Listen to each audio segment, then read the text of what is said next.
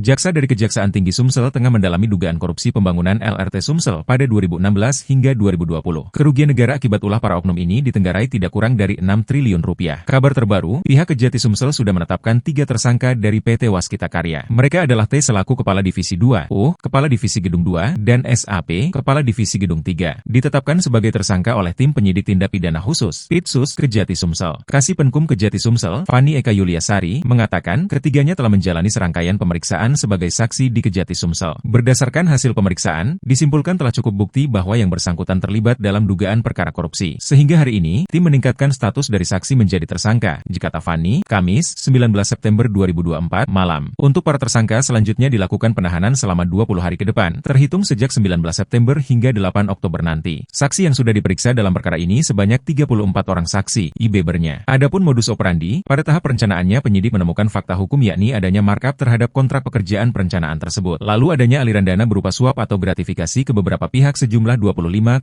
miliar rupiah. Kerugian negara ditafsirkan mencapai 1,6 triliun rupiah, di mana penyidik juga telah menyita uang 2,88 miliar rupiah yang merupakan sisa aliran yang belum terdistribusi ke beberapa pihak. Penyidikan perkara ini tidak menutup kemungkinan akan berkembang, karena baru ditemukan fakta pada tahap pekerjaan perencanaan teknis pembangunan prasarana LRT, ungkapnya.